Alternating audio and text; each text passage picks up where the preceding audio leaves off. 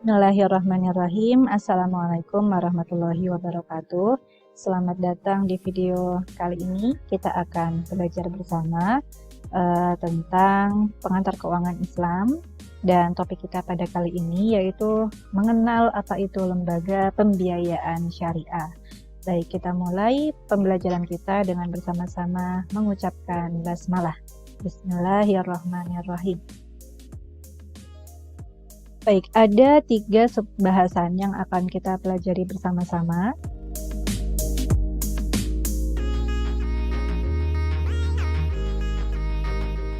Yang pertama adalah kita mengenal dulu apa itu lembaga pembiayaan syariah. Kemudian yang kedua, apa saja akad-akad yang dipraktikkan dalam lembaga pembiayaan syariah. Kemudian kita juga akan belajar mengenai perkembangan lembaga pembiayaan syariah saat ini dan harapannya ke depannya itu bagaimana.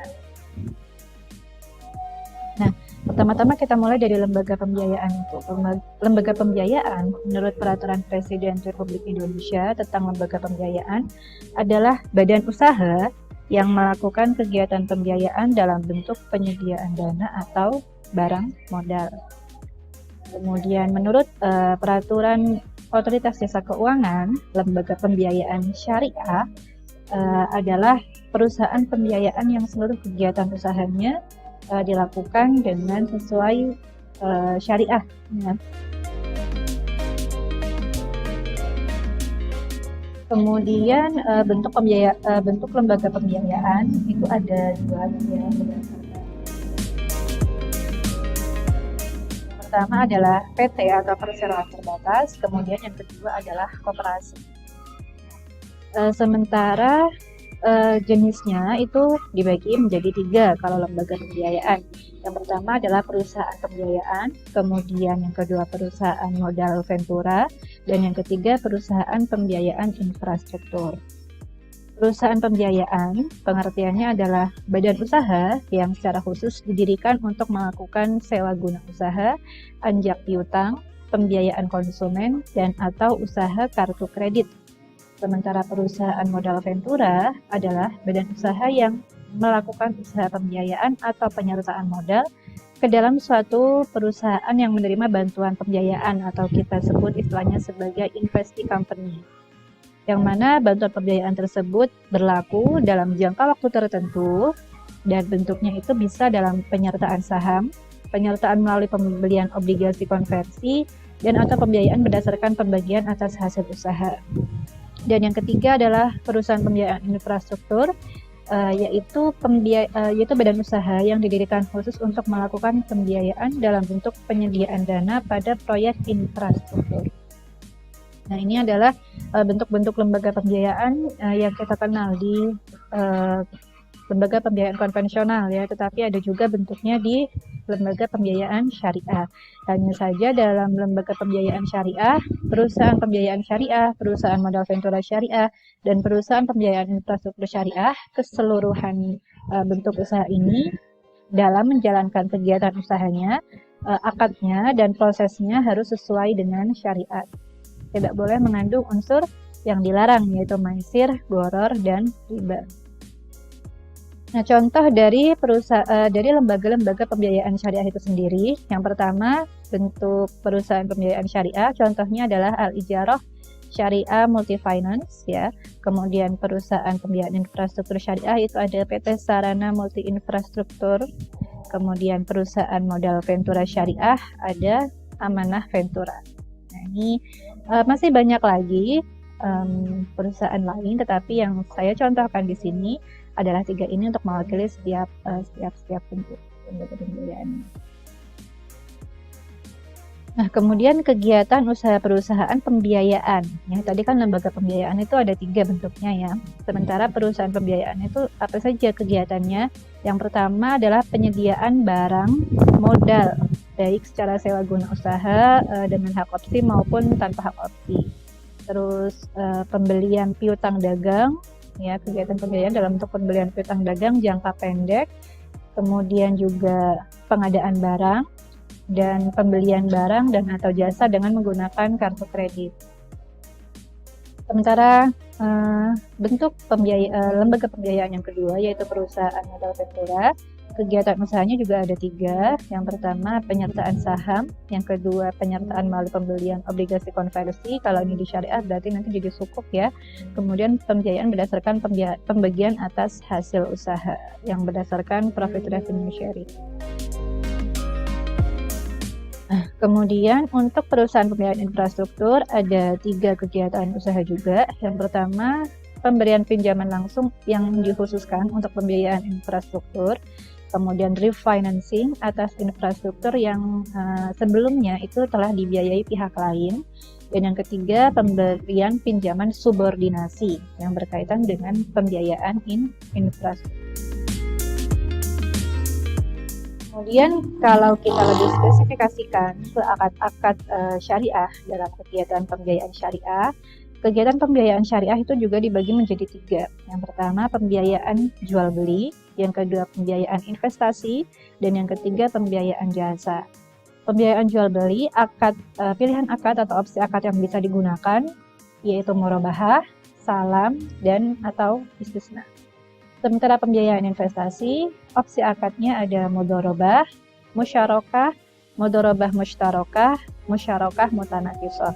Nah, kemarin di kelas saya dan teman-teman sudah belajar beberapa akad ini ya. Murabahah kita belajar, salam kita belajar, istisna kita belajar, mudharabah, musyarakah.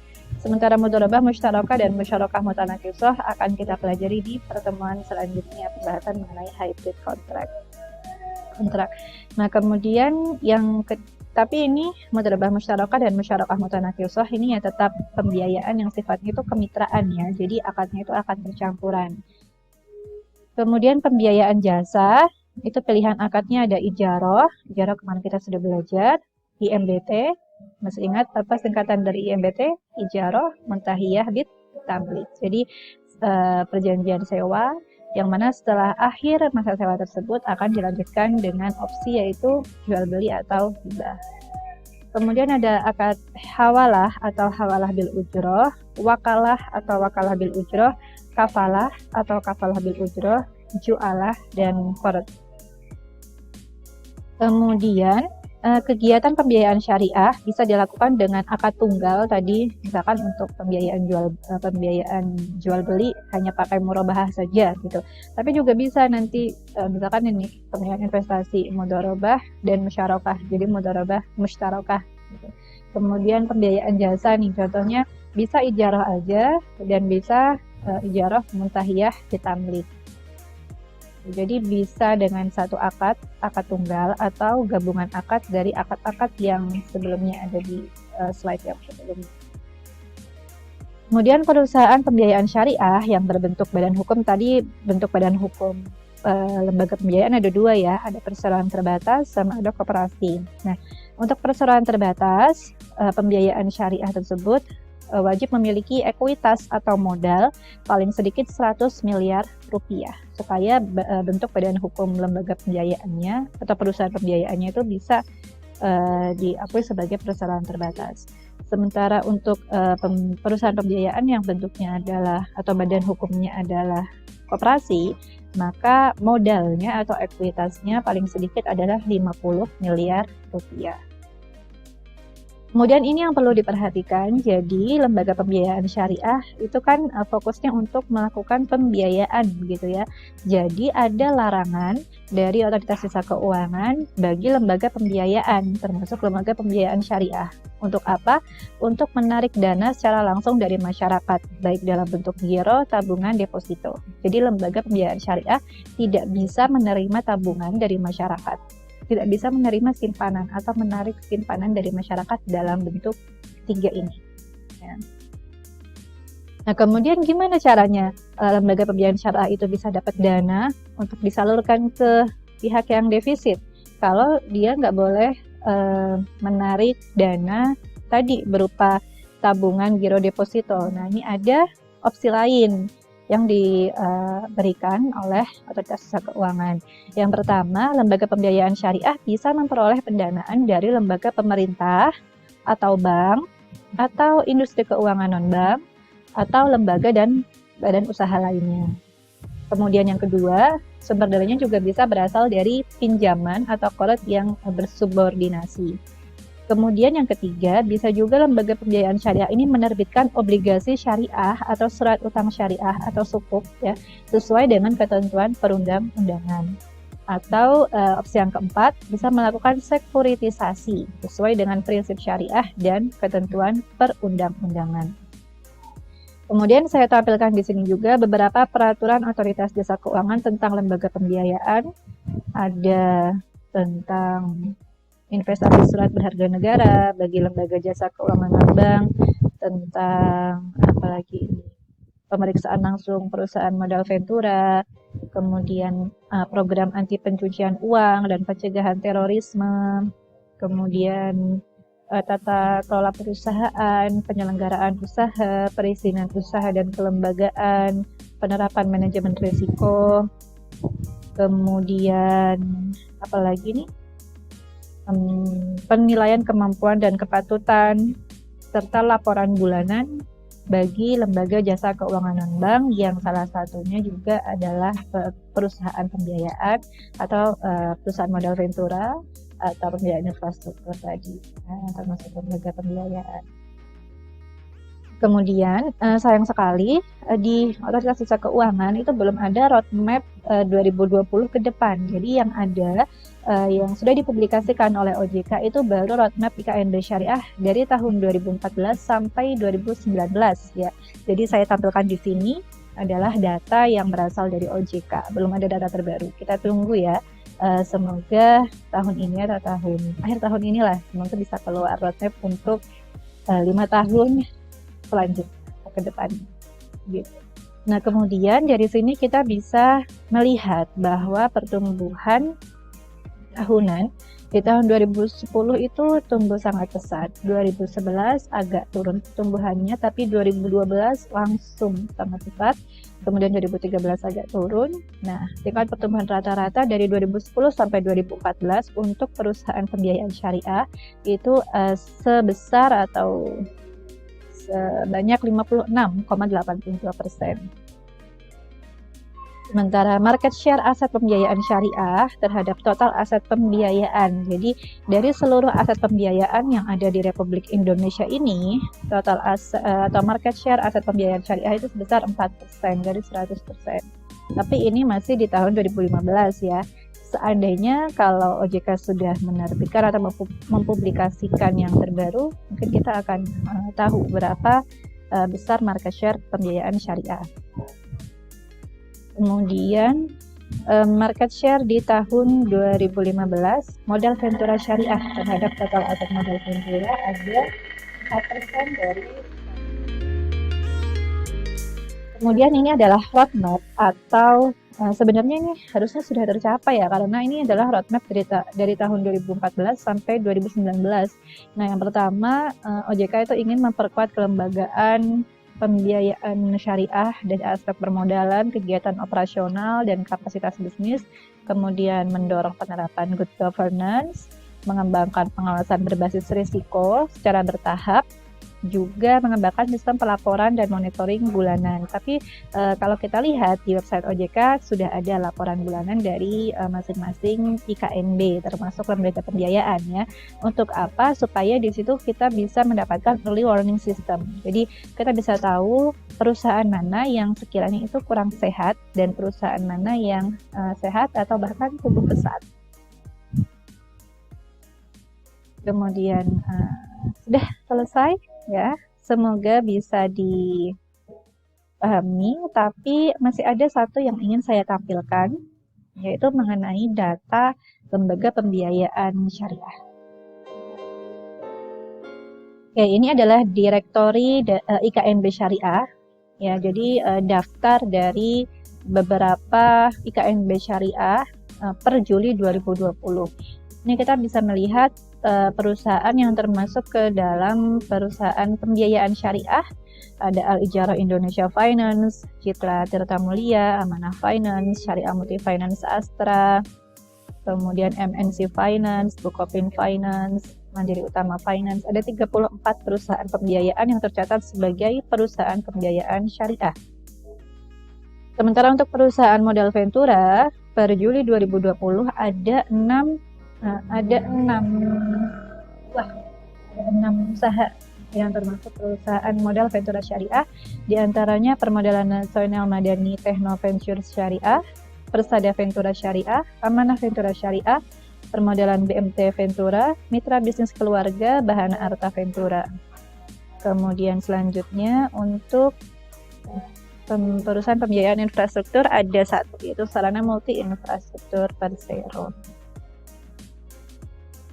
Baik, mungkin kita akan coba melihat berapa market share atau berapa pertumbuhan pembiayaan syariah di tahun 2020 ini.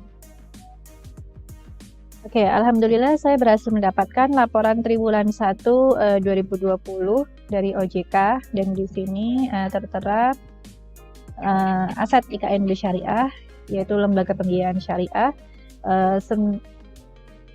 naik turun ya. Triwulan 1 2019 itu 27,06 triliun ya dalam triliun rupiah. Kemudian triwulan 2 menurun 26,87, triwulan 3 meningkat kembali, triwulan 4 meningkat kembali, kemudian triwulan 1 2020 sebagaimana kita tahu ya, karena kita dalam masa pandemi seperti ini, ekonomi sedang tidak baik, menurun kembali 26,72, tapi tidak begitu signifikan ya. Maksudnya nggak menurun drastis seperti itu. Nah, kemudian sampai dengan triwulan 1 2020 terdapat 41 lembaga pembiayaan syariah. Kemudian dari porsinya sendiri, dari seluruh entitas IKNB Syariah yang ada di Indonesia, lembaga pembiayaan syariah itu urutan ketiga paling besar dari seluruh IKNB ya.